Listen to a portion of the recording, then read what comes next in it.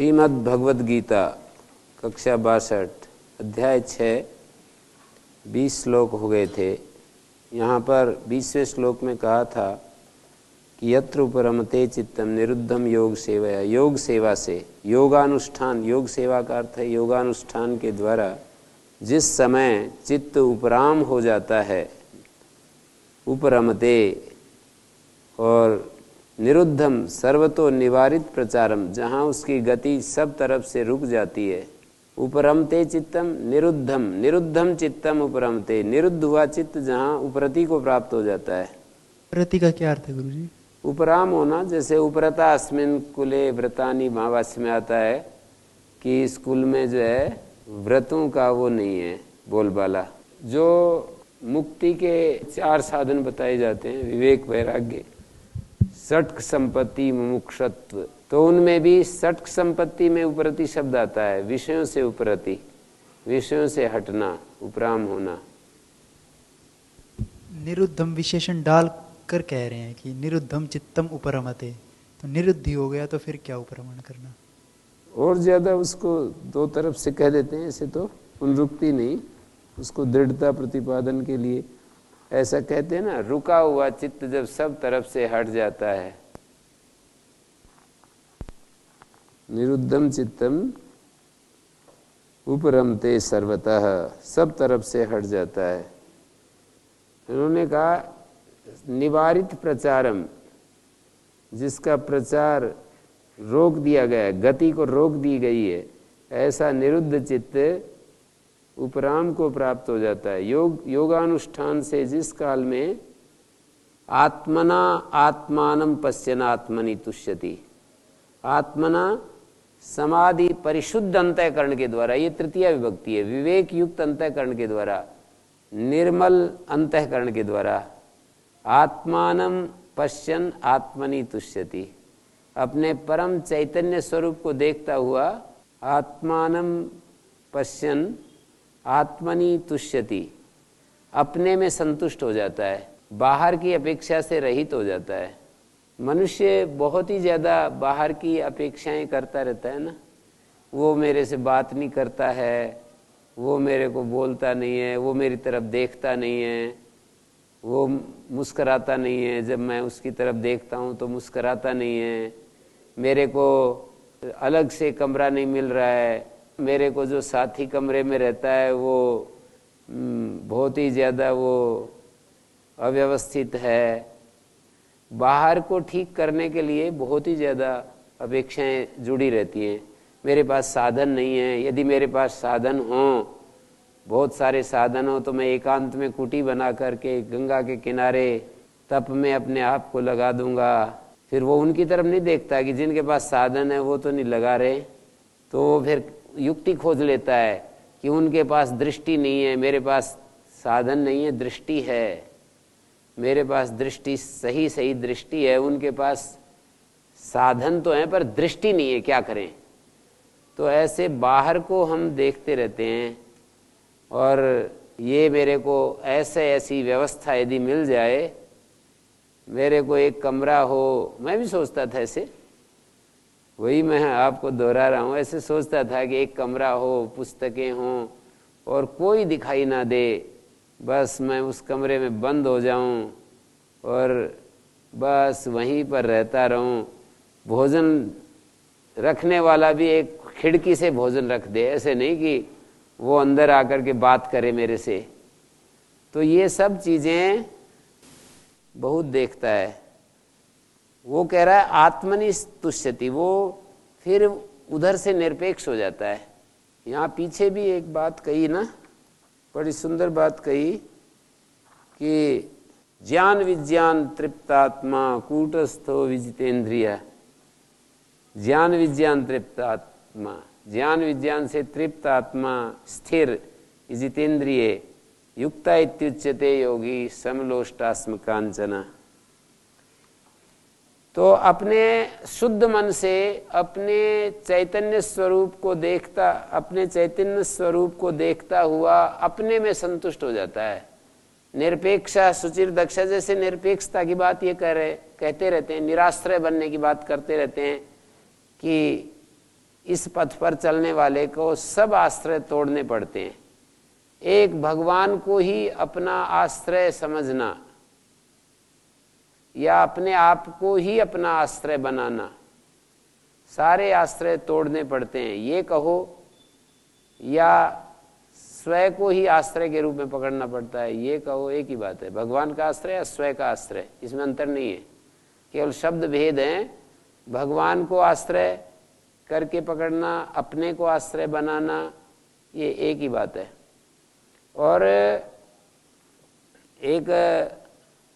एक और कहा जाता है कि वो व्यक्ति संसार से निरपेक्ष हो जाता है, अपने लिए कुछ अपेक्षा नहीं रखता है कि मेरे को इनसे ऐसा मिले वैसा मिले, ऐसा अपेक्षा नहीं रखता।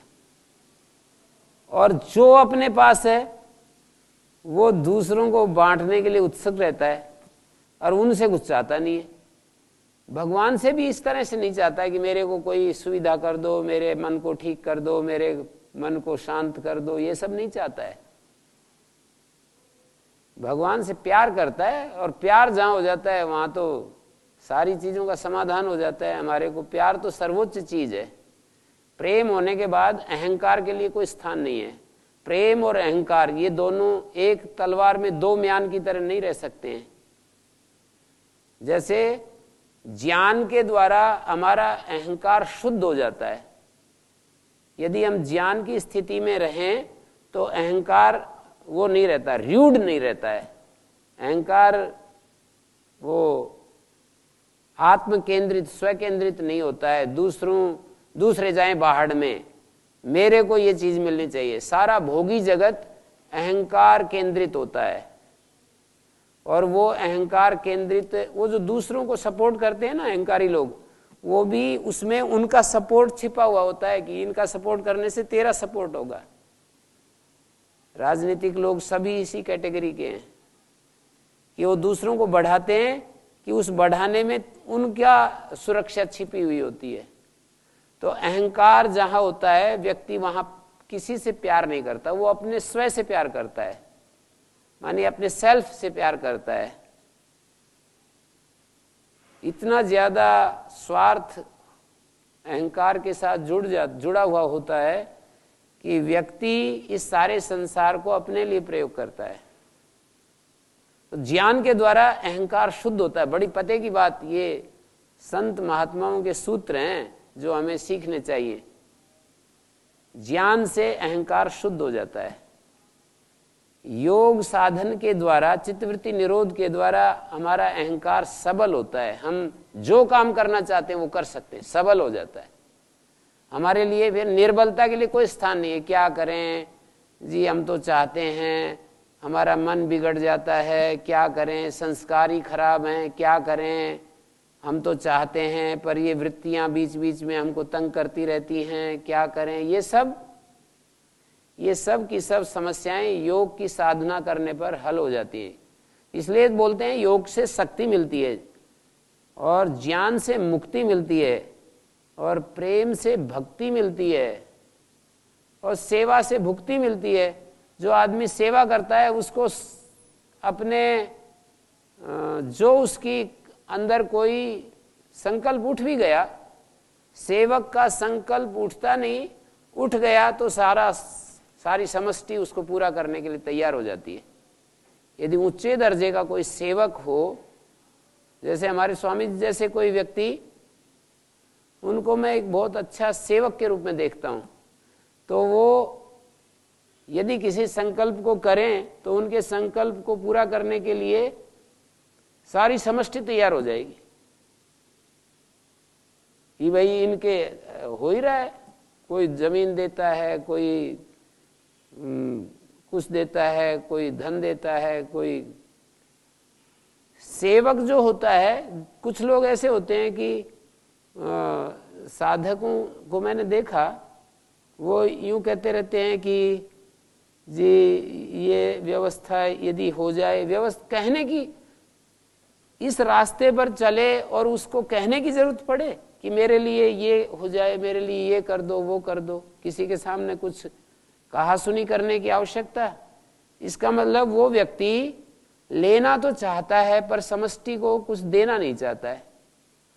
मानी वो लेना चाहता है कि मेरी खान पान की व्यवस्था हो जाए और मैं फिर ध्यान में लीन रहूं।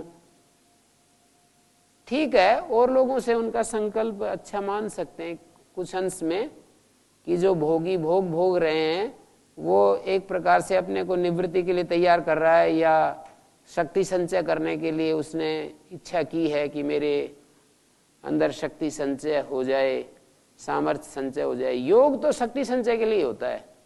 योग मानी तपस्या। जैसे कि हमारे पास शरीर है, मन बुद्धि इंद्रियां हैं, इनसे 3 काम हो सकते हैं। या तो सबसे अच्छा काम यह है कि ये दूसरे के काम आ जाएं। सेकंड नंबर का काम है कि इनके द्वारा शक्ति संचय हो जाए।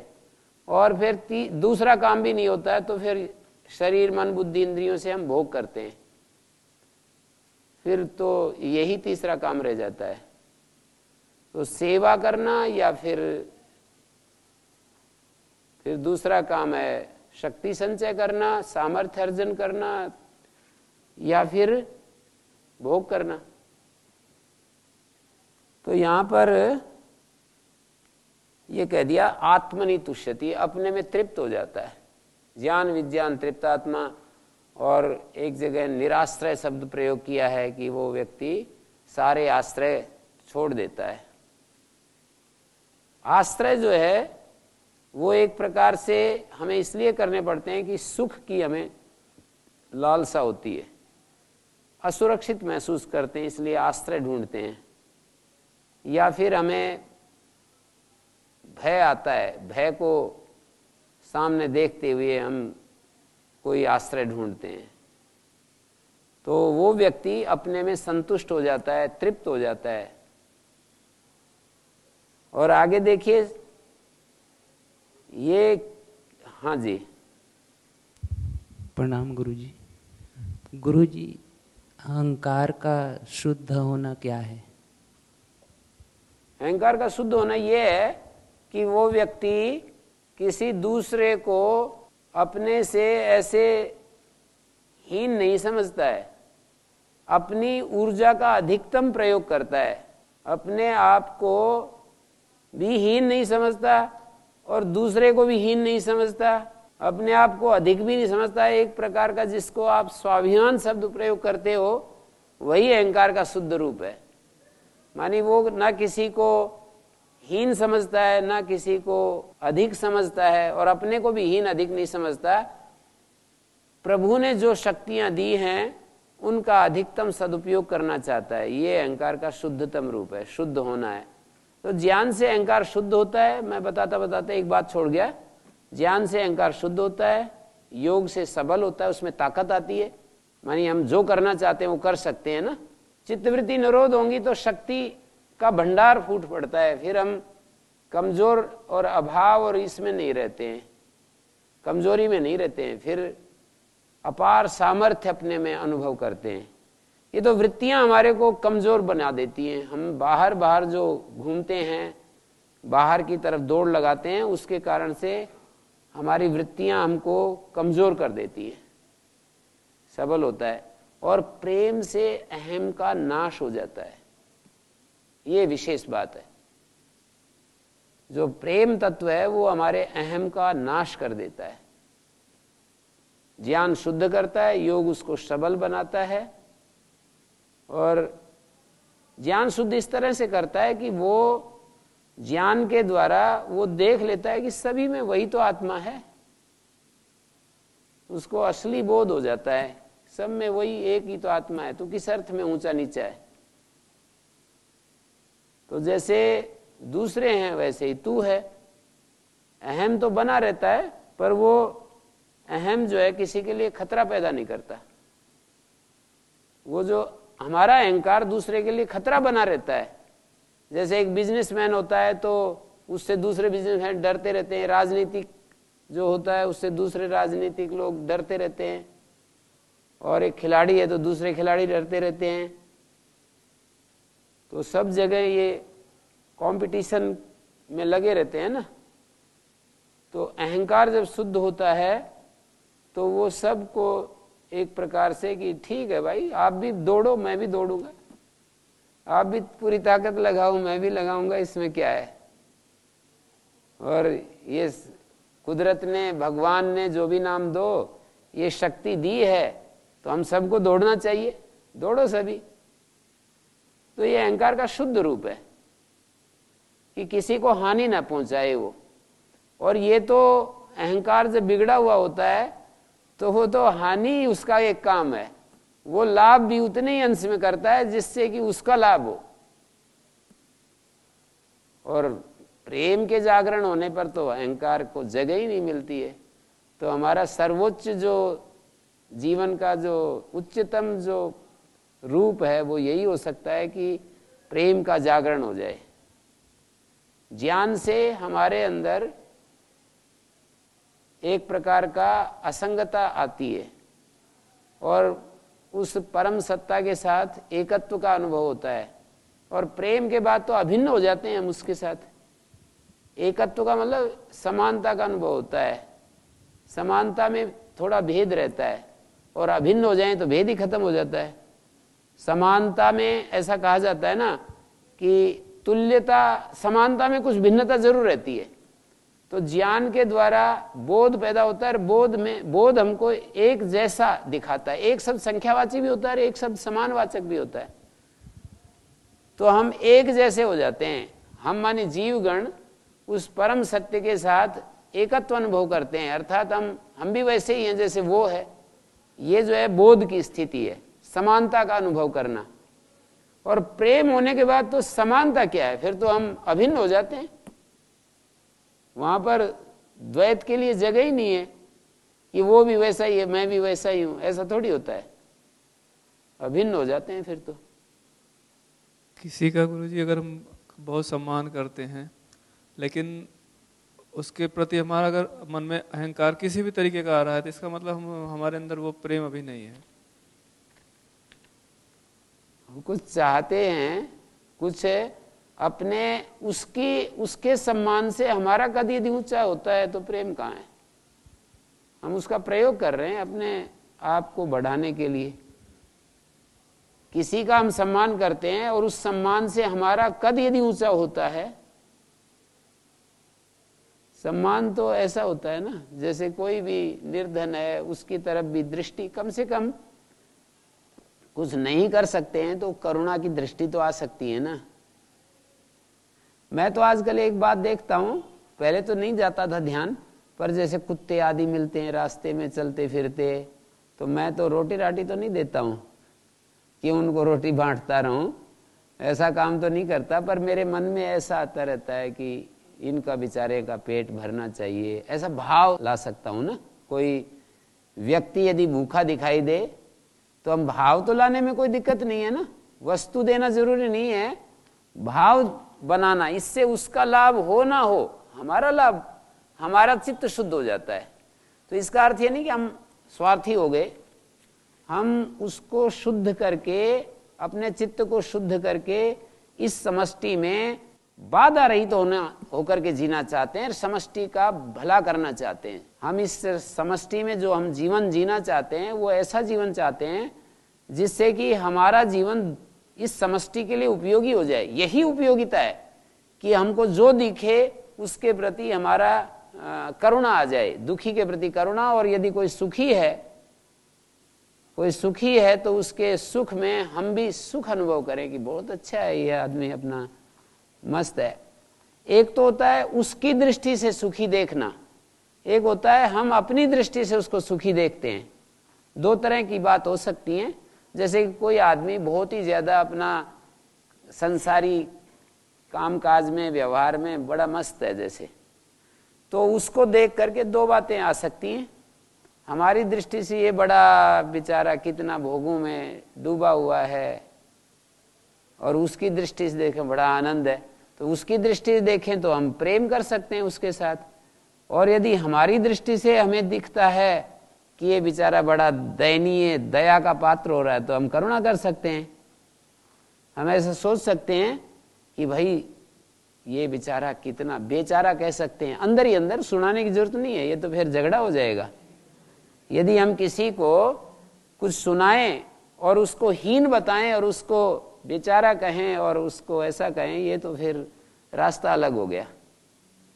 हम अपने भीतर भीतर दो तरह से इस दुनिया में, संसार में रहते हुए प्रतिक्रिया के रूप में अपनी प्रतिक्रिया व्यक्त कर सकते, एक प्रेमी बनकर, एक करुणावान बनकर। यदि कोई व्यक्ति हमारी नजर में दुखी, मतलब भोगी व्यक्ति को देख करके, जैसे कि ये लोग है ना, राजनीतिक लोग हैं, हजारों हजारों करोड़ रुपए इकट्ठे करते रहते हैं, कभी किसी को मरवाते रहते हैं, किसी को मारते रहते हैं, और बिल्कुल एकदम से निर्दय होकर के जीते हैं। और ऐसी अवस्था में हमको, वो तो बड़े मस्त हैं, तो यदि उनकी दृष्टि से देखें तो बड़े मस्त हमें दिखाई देंगे। तो मस्त दिखाई देते हो तो भाई ठीक है, अपना जैसा आपका चित्त की स्थिति है, जैसे आपके कर्म हैं, मस्त रहो। पर भाई देख लो, सोच सकते हैं हम, यदि हमको ऐसा आता है तो देख लो, अब ये कर्म का जो अकाट्य नियम है, अटूट नियम है, ये तो पीछा नहीं छोड़ेगा। उसको सुनाने की जरूरत नहीं है, अपने को समझाने की जरूरत होती है कि कर्म का अटूट नियम तो पीछा नहीं छोड़ेगा। और इससे यदि किसी को सता करके हम सुख लेंगे तो हम भी सताए जाएंगे, सोच सकते हैं। और यदि हमें लगता है कि ये व्यक्ति बड़ा दया का पात्र है तो कहें कि ये बेचारा कितना अपने को अज्ञान में डाले हुए है, कि बहुत ही गहरे अज्ञान में है, पर कितना अपने को दुनिया में वो दिखा रहा है। आज जैसे कि चुनाव डिक्लेयर हुआ है तो कितना उछल कूद कर रहे हैं लोग, कितना शराब पी रहे हैं, कितना मस्त हो रहे हैं, क्लब में जाएंगे, नाच तमाशा देखेंगे। तो ये सब देख करके ना, अब हम कैसे देखें उनको? करुणा भरी दृष्टि से भी देख सकते हैं, प्रेम भरी दृष्टि में भी देख सकते हैं। ठीक है भाई, आपको इसमें मस्त है तो भगवान जैसे सबको देख रहा है, हम भी तो देख सकते हैं, हमारे को क्या परेशानी है? कई लोग बड़ी शिकायत करते रहते हैं, ये बिगड़ गया, वो बिगड़ गया। भगवान तो कभी शिकायत नहीं करता। भगवान जैसे देख रहा है सबको, यदि उसकी सत्ता है और वो ज्ञानवान है और वो देख सकता है, तो वो हमारे अंदर भी तो है, हम क्यों नहीं देख सकते? उसके साथ अभिन्न हो जाएं तो हम भी वैसे देख सकते हैं। गुरुजी, जैसे जीव जंतुओं की आत्माएं हैं और मनुष्य की आत्माएं हैं, इसमें कुछ भेद हैं तो बताएं। नहीं, आत्मा में कुछ भेद नहीं है, बुद्धि में भेद है जी। आत्मा में कोई भेद नहीं है, बुद्धि में भेद है। क्रिया शक्ति और ज्ञान शक्ति दो चीजें होती हैं, उनमें भेद है। ज्ञान शक्ति, कुछ ज्ञान शक्ति उनमें ज्यादा है मनुष्य से, कुछ ज्ञान शक्ति उनमें, कुछ क्रिया शक्ति उनमें। गिद्ध 50 किलोमीटर दूर से देख लेती है मुर्दा को, मनुष्य की तो नेत्र शक्ति इतनी जबरदस्त नहीं है। पर मनुष्य की बुद्धि शक्ति बहुत ज्यादा है, जिससे कि वो ऐसा यंत्र का आविष्कार करता है कि अरबों खरबों मील दूर के स्टार्स को देख लेता है। इन भौतिक चर्म चक्षुओं से नहीं देख सकता, पर अपनी बुद्धि से ऐसे ऐसे यंत्र आविष्कार करता है, किए हुए हैं, कि अरबों खरबों मील दूर, सूर्य तो बहुत नजदीक है, बहुत बहुत दूर के स्टार्स को देख लेता है। तो ज्ञान शक्ति और क्रिया शक्ति, इसका भेद होता है, आत्मा का भेद नहीं होता है। तो हमें उन्हें सम्मान की दृष्टि से ही देखना चाहिए। हाँ, ज्ञान शक्ति कर्म क्रिया शक्ति का अंतर है। बहुत सारी चीजें, हमारी जो ज्ञान शक्ति और क्रिया शक्ति है वो तो हमारे ही पास है, किसके साथ मेल खाएगी उस? और वो ज्ञान शक्ति और क्रिया शक्ति अपने अहंकार को बढ़ाने के लिए थोड़ी है, वो तो कोऑपरेट करने के लिए। क्रिया और ज्ञान जो हमारे, मैं उसको बल कह रहा हूं, बल, योग्यता और सामर्थ्य, ये तो इंडिविजुअल अलग अलग, एक इंडिविजुअल से इंडिविजुअल ये अलग अलग होता है, ये समान कभी भी नहीं हो सकता। दो व्यक्तियों का बल कभी भी समान नहीं हो सकता। दो व्यक्तियों का भाव समान हो सकता है, दो व्यक्तियों का ज्ञान भी समान हो सकता है। ज्ञान का मतलब अपने भीतर उस एकत्व बोध में रहना। दो व्यक्ति एकत्व बोध में रह सकते हैं, मैं आपको अपने जैसा समझूं, आप मेरे को अपने जैसा समझो, श्री अरविंद ने कहा कि भाई मैं और माता जी की एक ही चेतना है, तो दो व्यक्ति आपस में उनका ज्ञान समान हो सकता है, उनका भाव समान, प्रेम भाव जो है वो प्रेम, एक हमारे अंदर बहुत सारे भाव होते हैं, जैसे विश्वास का एक भाव है और स्नेह का एक भाव है, श्रद्धा का भाव है, पूजा का भाव है और सम्मान का भाव है, ये सारे जो वात्सल्य भाव है, इन सब भावों का एक शिखर भाव होता है जिसको प्रेम कहते हैं। तो भाव दो व्यक्तियों के समान हो सकते हैं, ज्ञान भी दो व्यक्तियों का। ज्ञान का मतलब आप यदि ये लोगे कि जो अष्टाध्यायी मैं जानता हूं दूसरा भी जानता, ये ज्ञान नहीं है, ये तो बल के अंतर्गत आता है। ये जैसा शास्त्र मुझे आता है दूसरे को भी आता है, ये तो बल के अंतर्गत आता है। जैसी वाक शक्ति मेरी है, मैं बोलना जानता हूं दूसरा भी जानता है, ये बल के अंतर्गत आता है। लेखक मैं जैसा हूं वैसा दूसरा भी है या नहीं है, ये बल के अंतर्गत आता है। मैं जैसा चित्रकार हूं दूसरा भी चित्रकार, ये बल के अंतर्गत आता है। मेरे पास जितने पैसे हैं वो दूसरे के पास भी हैं या नहीं है, ये बल के अंतर्गत आता है। तो बल कभी भी दो व्यक्तियों का आपको समान नहीं मिलेगा। ये रूप आकृति ये सब भी इसी धरातल की चीजें हैं। वॉइस भी बल के अंतर्गत आता है। दो व्यक्तियों की वॉइस कभी भी एक समान नहीं हो, किसी की अच्छी होगी किसी की कम अच्छी होगी। तो ये सारी चीजें तो भिन्नता रहेंगी, इसको आप कैसे मिटा सकते हैं? इस विधाता का रचना ही ऐसी है कि इसमें वेरिएशन है, अनंतता है, ये जो दिखाई दे रहा है इसमें विविधता है। लेकिन भाव और ज्ञान हमारा समान हो सकता है, चाहे तो वो भी नहीं होता है। ज्ञान को भी आदमी जो है इसी श्रेणी का खड़ा करके देखता है, ज्ञान को भी इसी तरह से देखता है जैसे कि बल को देखता है, योग्यता को देखता है, जैसे सामर्थ्य को देखता है, जैसे हमारी बोलने की जो आवाज़ है उसको बोलता है देखता है, जैसे दौड़ने की शक्ति को देखता है, जैसे कोई एक विशेष शिल्प को देखता है कि मेरे अंदर ये हुनर है। तो ऐसे ज्ञान को भी देखने लगता है कि भाई मैं भी वैसा ही, मेरा ज्ञान उससे विशेष है। यदि हमारा भाव सही है तो उसमें ज्ञान विशेष अविशेष की क्या बात है? भाव तो फिर भाव ही है। जैसे वो प्रेम करता है मैं भी प्रेम करता हूं, उसमें यदि हमने अहंकार को हटा दिया तो दो व्यक्ति का भाव बिल्कुल एक हो जाता है, उसमें कुछ फर्क नहीं रहता है। हाँ, अहंकार की उपस्थिति में या यूं कह सकते हो इसका भाव अच्छा है इसका भाव कम अच्छा है, जितना हमारे जो विकार हैं उनकी उपस्थिति में भाव में फर्क होता है, ये तो है। और इसी तरह से ज्ञान में फर्क होता है, ये भी है। यदि हमारा बुद्धि उतनी पवित्र नहीं हुई है और ज्ञान की स्थिति ऐसी हमारे को नहीं प्राप्त हुई है कि हम शरीर से अलग करके अपने आप को देख सकें। ज्ञान का अर्थ है जड़ और चेतन का जो भेद होता है उसको हम ठीक से अनुभव कर सकें। जड़ और चेतन क्या है? प्रकाशक और प्रकाश्य।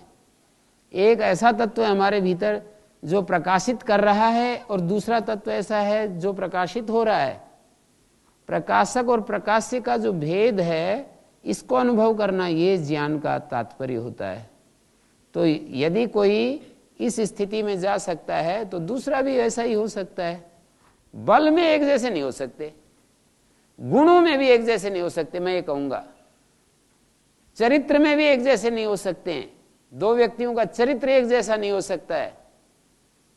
दो व्यक्तियों का चरित्र एक जैसा नहीं, गुण एक जैसे नहीं, उनकी सामर्थ्य काम करने की शक्ति एक जैसे नहीं, उनकी मस्तिष्क की क्रिया शक्ति क्षमता एक जैसी नहीं। ये सब तो विविधता रहेगी। तो इस विविधता के रहते हुए हम ज्ञान और भाव को तो एक करके देख ही सकते हैं। यही था। और बाकी जैसे इसी में जीव जंतुओं में बताया गया कि उनको बंधन में रखना ये उचित है या फिर अनुचित रहेगा, वो तो एक अलग बात है, अलग प्रश्न आ गया। उचित अनुचित की बात अलग ही है बिल्कुल। हमें जरूरत है तो हम रखेंगे। सृष्टि का ऐसा गायों को बांध करके ऐसा सामर्थ्य है नहीं ना कि उनको सब जगह छोड़ दें जंगल में और खेतों में चरो भाई। जैसे सम्मान पूर्वक, जैसे मतलब करुणा भाव से देखा जाता है, लेकिन कुछ ऐसे भी हैं कि जो बाहर घूमते हैं, विचरण करते हैं, उनको भी बंधन में रखा जाता है, तो वो उचित है अनुचित है? उचित अनुचित का जो है निर्णय 5 दृष्टियों से होता है। एक तो शास्त्र बताता उचित अनुचित का निर्णय, क्रम से बताता हूं। एक स्टेट बताता उचित अनुचित का निर्णय। स्टेट का मतलब जो नियम व्यवस्था होती है ना, राज्य की जो व्यवस्था होती है, पुलिस विभाग, कानून विभाग, एक ही बात है। कानून, पुलिस, ये हमको बताता है। एक समाज बताता है उचित अनुचित क्या होता है। एक गुरुजन बताते हैं उचित अनुचित क्या होता है। शास्त्र बताता है उचित अनुचित क्या है। और सबके बाद में फिर हमारी अंतरात्मा बताती है उचित अनुचित क्या होता है। तो इन 5 कसौटियों में कहीं देख लेना चाहिए।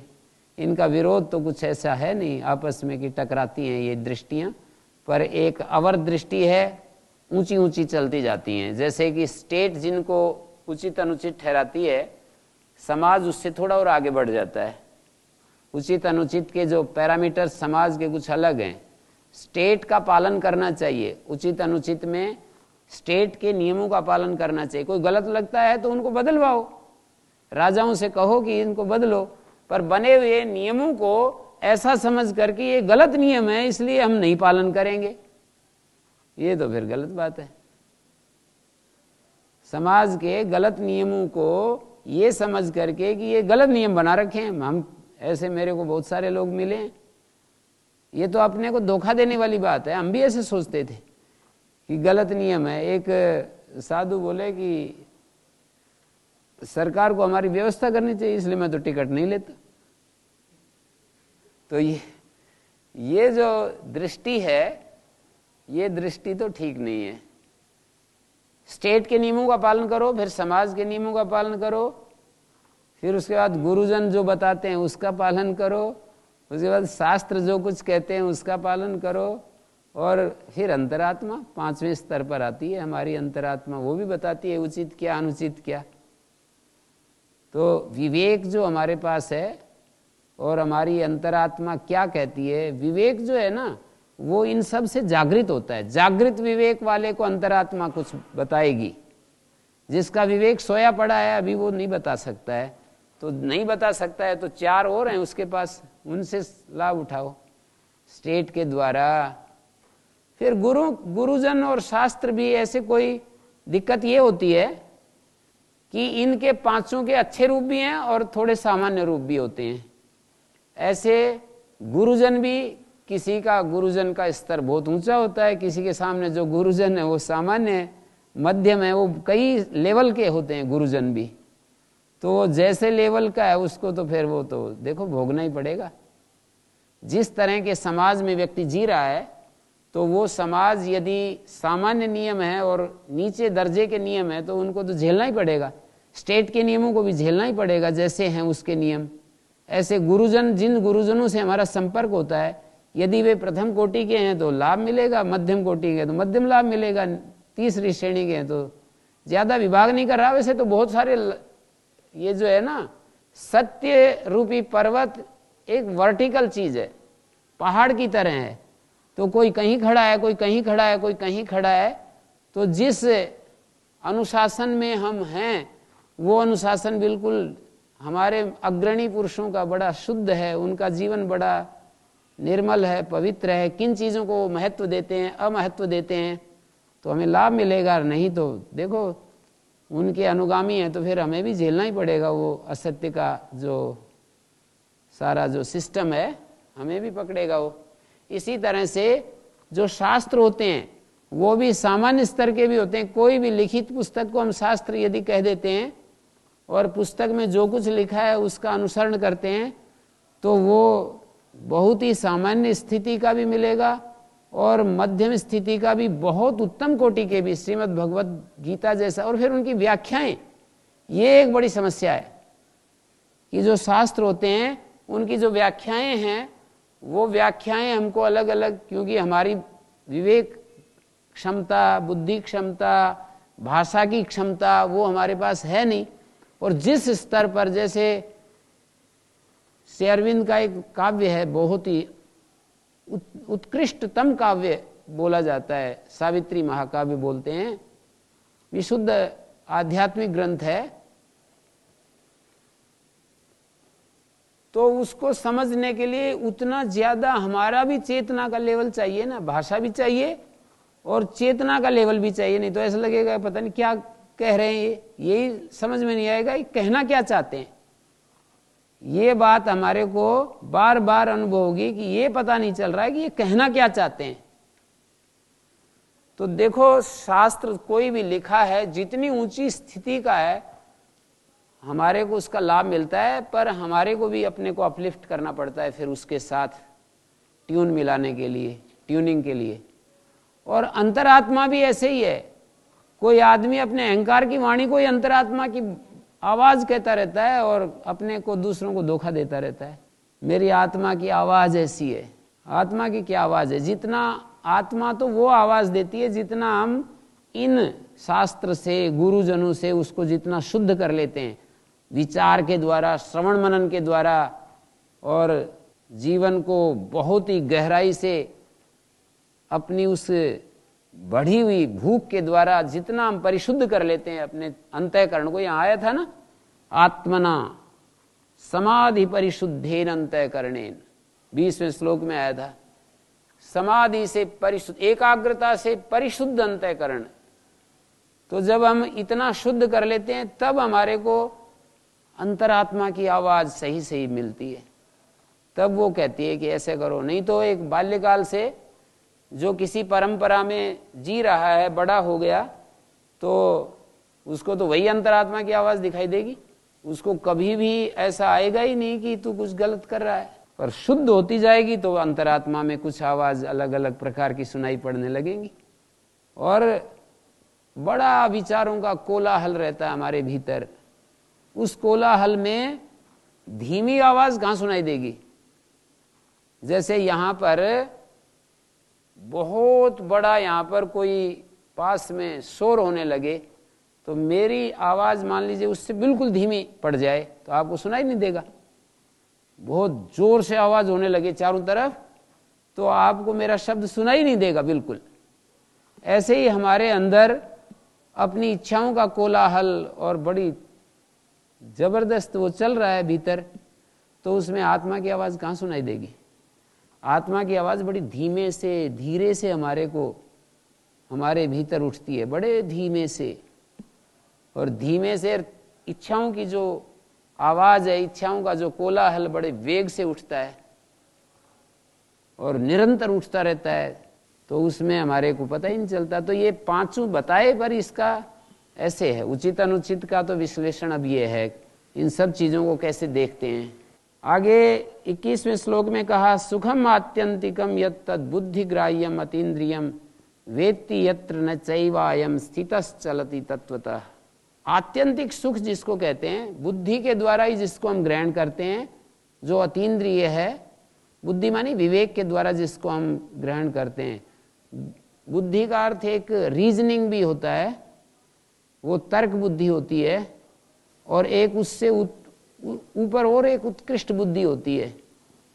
तो उस बुद्धि के द्वारा जिसको हम ग्रहण करते हैं, एक तो सुख ऐसा होता है जिसको हम अपनी इंद्रियों के द्वारा ग्रहण करते हैं, वस्तु सापेक्ष जो होता है, संबंध सापेक्ष होता है और क्रिया सापेक्ष होता है। ऐसे सुख होते हैं, ऐसे सुख होते हैं जो वस्तु सापेक्ष होते हैं, क्रिया सापेक्ष होते हैं और संबंध सापेक्ष होते हैं। उन सुखों की बात नहीं कह रहे, ये कह रहे हैं सुखम आत्यंतिकम यत् तद् बुद्धिग्राह्यम, विवेक से निर्मल अंतःकरण की बात कर रहे हैं यहाँ। बुद्धि शब्द निर्मल स्थिति में जो दिया है, बुद्धिया एव इंद्रिय निरपेक्षया, ऐसी बुद्धि जो इंद्रिय निरपेक्ष बुद्धि है। अतीन्द्रियम इंद्रिय गोचरातीत अविषयम विषय जनितम इत्यर्थ।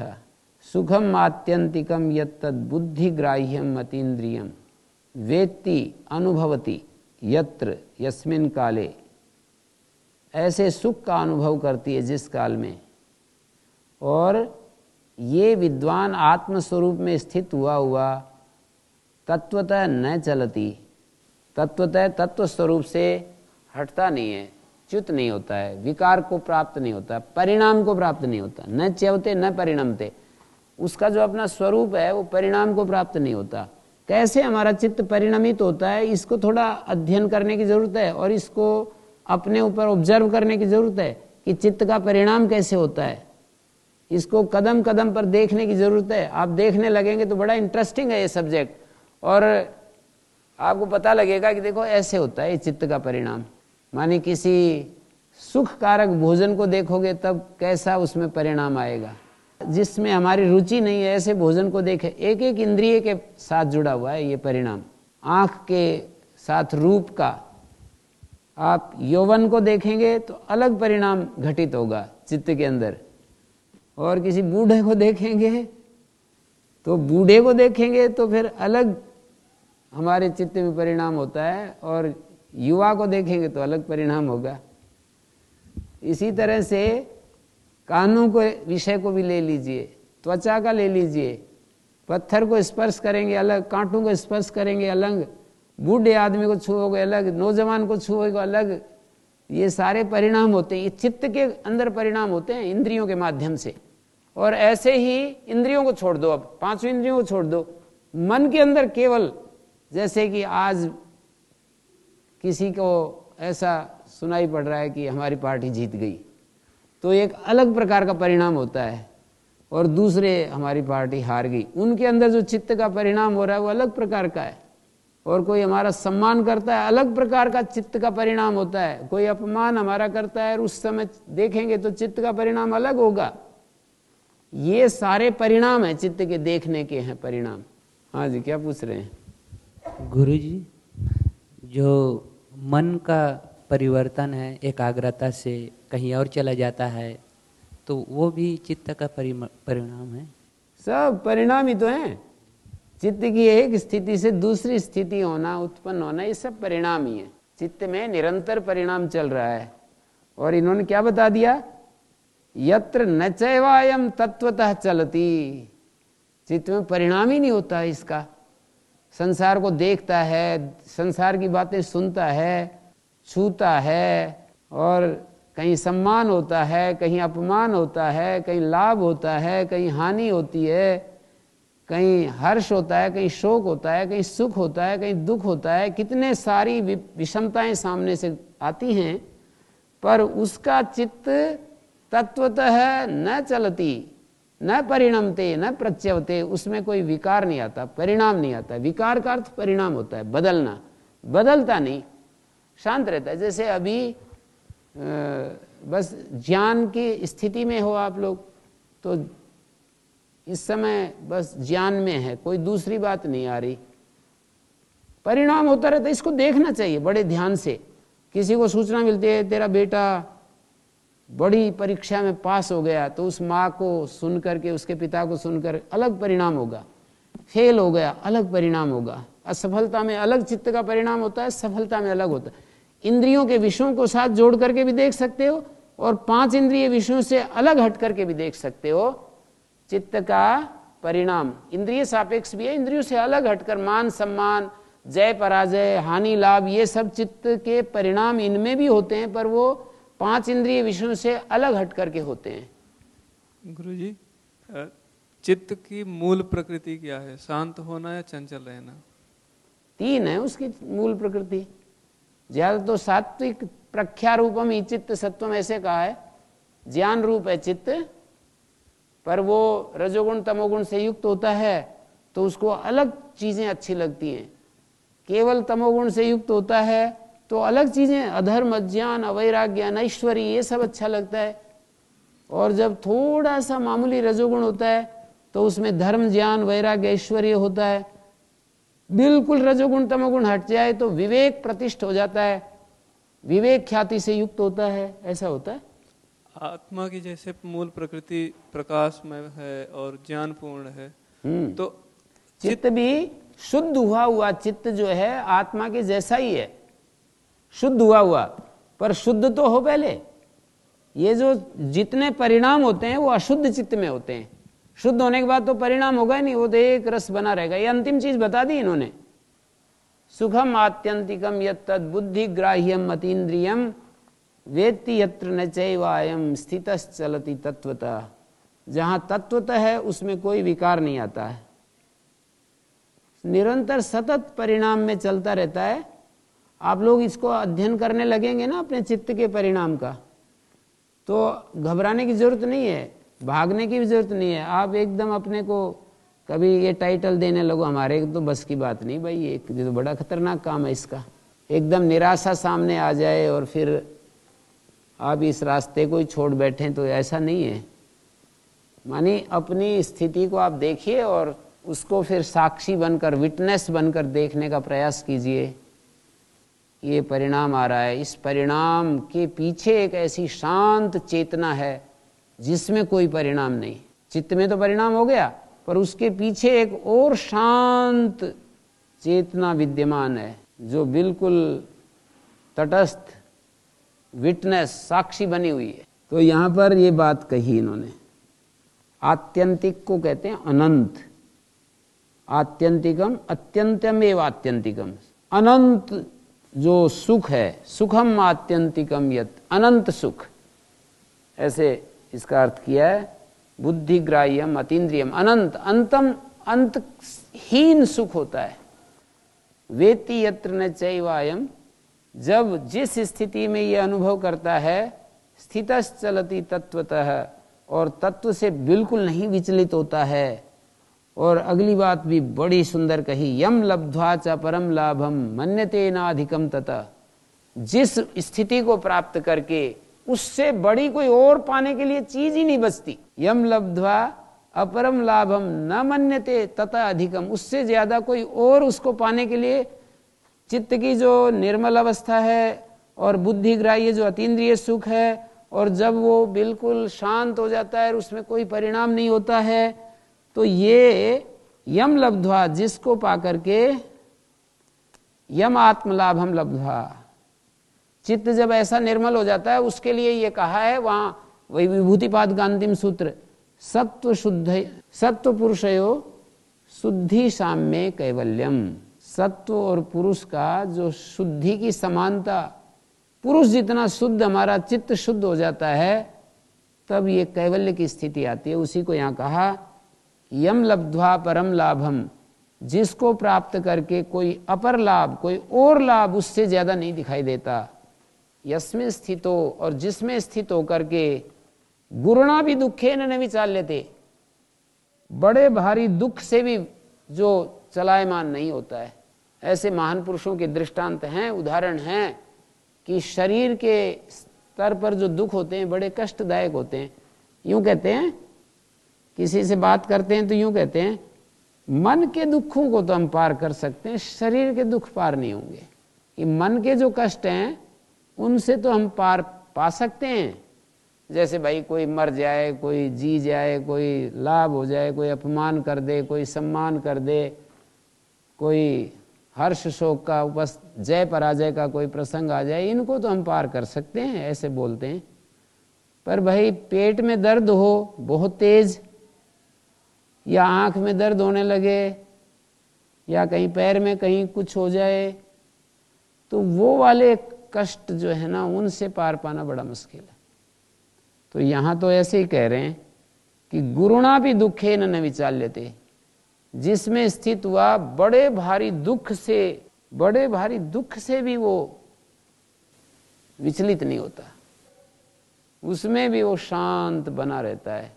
तम विद्यात, उस जब वो स्थिति मिल जाती है तो कह रहे हैं तम विद्यात दुख संयोग वियोगम योग संजितम, उसको योग कहते हैं। योग की परिभाषा दी गई है यहाँ, तम विद्यात दुख संयोग वियोगम, दुख के संयोग का वियोग है जिसमें, उसको योग इस नाम से जानना चाहिए। दुख का जो संयोग होता है उसका पूर्ण वियोग है जिसमें, भोजदेव जी ने योग की परिभाषा कही, एक बड़ा विचित्र पतंजलि का ये योग है कि कहा कि जिसमें संयोग का वियोग हो जाता है, संयोग का वियोग हो जाता है, जिसमें सनिश्चयेन योक्तव्या योगो निर्विण्ण चेतसा, बिना उकताए चित्त के द्वारा उसकी साधना करनी पड़ती है। सनिश्चयेन योक्तव्या योगो अनिर्विण्ण चेतसा, अनिर्विण्ण चित्त से, निर्विण्ण होता है उदासीन चित्त से, बिल्कुल एकदम से ऊबते हुए नहीं, चाव के साथ, बड़े प्रसन्नता के साथ उस योग की साधना करनी चाहिए।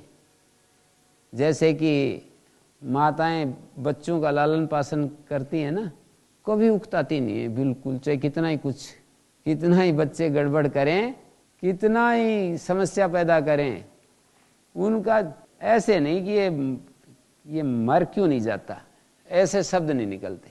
तो अनिर्विण्ण चेतसा, और एक माता जी का तो उदाहरण दिया स्वामी शरणानंद जी ने, बिल्कुल प्रत्यक्ष उन्होंने देखा कि वो डॉक्टर थे और इतने बड़े आदर्श माता उन्होंने बताया कि उन्होंने दूसरा बच्चा इसलिए नहीं जन्म दिया कि इस रोगी बच्चे से ध्यान हट जाएगा, और उसकी सेवा करती गई, आखिरी बिंदु पर जाकर के उसने, बच्चे ने कहा कि बा अब हमें जाने दो, बा, वो अपनी माँ को बा कहते थे, बा हमें जाने दो, हमें जाने दो। उनकी ममता ऐसी तीक्ष्णता से पकड़ी हुई थी उस माँ की उस बच्चे को कि वो छोड़ नहीं रही थी, वो जाना चाहता था, शरीर से निकलना चाहता था। तो उन्होंने कहा बा हमें जाने दो, और वो सुनाते सुनाते उनकी आंखों में आंसू आने लगे, और स्वामी जी ने कहा कि मेरी भी आंखों में आंसू भर आए, और वो माँ ने कहा कि ठीक है भाई, ठीक है, तुम्हारी इसी में इच्छा है तो जाओ। तो वो ये बता रहे थे कि हमें ममता नहीं करनी चाहिए, ममता करने से कुछ मिलता नहीं है, ममता करने से वो उनकी आत्मा को भी कष्ट होता है, जिनसे हम प्रेम कर रहे हैं, आराम से वो नहीं जाते हैं इस दुनिया से। तो योगो निर्विण्ण चेतसा, अनिर्विण्ण चित्त से इस योग की साधना करनी चाहिए। तम विद्या दुख संयोग वियोगम, ये योग की परिभाषा है। इस श्लोक में 2 श्लोक हैं ये, यम लब्ध्वा च परम लाभम मन्यते नाधिकम तथा सनिश्चयेन, यम लब्ध्वा च परम लाभम मन्यते नाधिकम तथा यस्मिन् स्थितो न दुःखेन गुरुणापि विचाल्यते, तम विद्या दुख संयोग वियोगम योग संजितम सनिश्चयेन योक्तव्या योगो निर्विण्ण चेतसा। अनिर्विण्ण चित्त से इस योग की साधना करनी चाहिए, निर्वेद रहित चित्त से। निर्वेद का अर्थ वैराग्य भी होता है, ऊब भी होता है। तो एक ही ढंग का है कि जैसे कि हम ऊब जाते हैं, तो माताएं जैसे बच्चों से ऊबती नहीं है। हमारे गुरुजी ने भी कहा कि एक माँ के 2 बच्चे थे, तो वो एक जो रोगी था उसकी मृत्यु हो गई, तो रोने लगी और कहने लगी कि ये क्यों चला गया, जब भगवान को लेना ही था तो इसको ले लेता, अच्छे वाले को, अब मैं क्या करूं। तो जैसे वो बिल्कुल ऊबती नहीं, उकताती नहीं, सेवा करती रहती हैं, तो ऐसे ही ये जो योग की साधना है ये बिना ऊब के करनी चाहिए, निरंतर करनी चाहिए, आजीवन करनी चाहिए, मरण पर्यंत करनी चाहिए, और बिना ऊबते हुए उकताए हुए चित्त से करनी चाहिए, ऐसा संदेश दे रहे हैं।